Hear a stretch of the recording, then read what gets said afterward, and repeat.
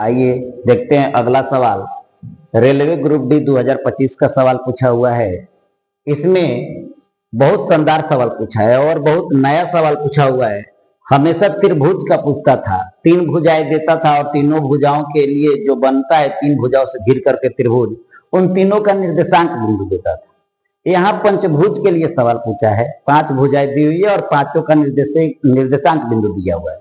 तो इसमें हमें सवाल पूछ रखा है, दे रखा है उत्तल पंचभुज के शीर्ष क्रम में पी का निर्देशांक दे रखा है, क्यू का, आर का, एस का, टी का दे रखा है और इसका क्षेत्रफल पूछा है। तो हमने क्या किया कि सबसे पहले ये पंचभुज बना लिया और P Q R S T और इनके निर्देशांक बिंदु को दिखा दिया।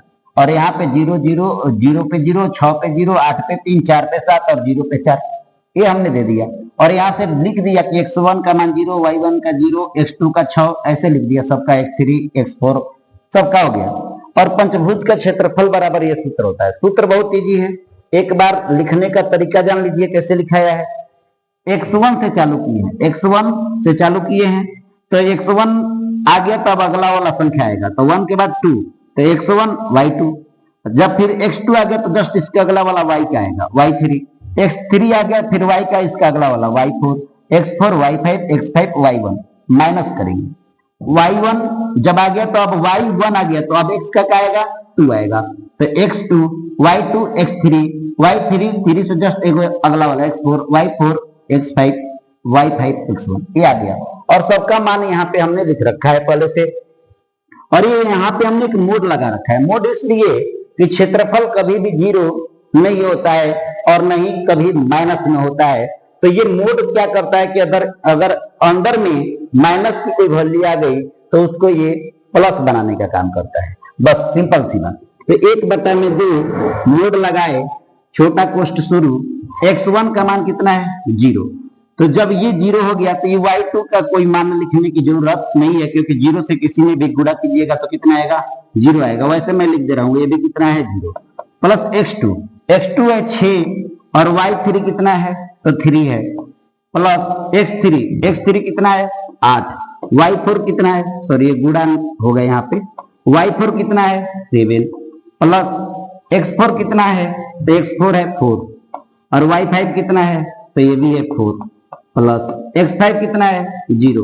अब ये 0 हो गया तो अगले वाला लिखने की कोई जरूरत नहीं है, डायरेक्ट छोड़ दिया जाता है।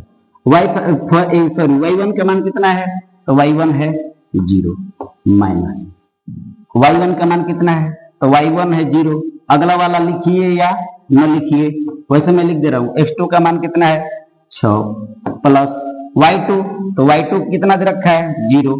अगला वाला लिखिए या नहीं लिखिए, बनाते समय थोड़ा सा ध्यान रखना है, जैसे ही 0 आया किसी भी चीज से गुणा करेंगे तो 0 कर देगा, तो लिखने की कोई जरूरत नहीं है।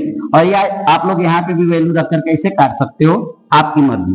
y2 और x3 का मान कितना है 8 प्लस y3 का मान कितना है तो 3 है और x4 का मान कितना है तो x4 4 है प्लस y4 का मान कितना है तो 7 है, तो x5 का मान कितना है तो 0 है और प्लस y5 का मान कितना है तो 4 है और इंटू x1 का मान कितना है जी तो 0। तो जो भी 0 होगा सबको क्या कर देगा 0 कर देगा। तो ये टर्म क्या हो गया 0 हो गया, ये क्या हो गया 0 हो गया, ये क्या हो गया 0 हो गया और ये आपस में 0 इंटू आर था, ये भी आपस में क्या हो जाएगा 0 हो जाएगा और ये भी 0 हो जाएगा और ये भी 0 हो जाएगा।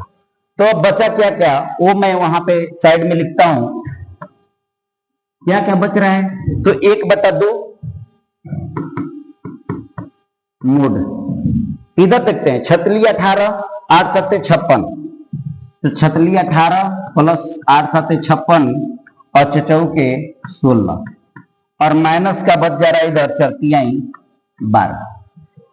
इधर 6 18 8 7 56 4 16 18 56 16 लिख दिया और ये माइनस का कितना है बच रहा है 4 12, बाकी सब क्या हो गया है 0। अब इसको दिखेंगे ये मोड है, मोड लगा देंगे 1/2 और जैसे ही मोड यहाँ पे जोड़ेंगे तो आएगा 6 6 12 8 20 और 6 5 90 आएगा। 90 में से 12 को क्या करेंगे माइनस कर देंगे, तो जैसे ही 90 में से 12 को माइनस करेंगे आएगा 78 और 78 को 2 से डिवाइड करेंगे आएगा 39 और 39 इज द राइट आंसर और ये है option number C. Option number C is the correct answer.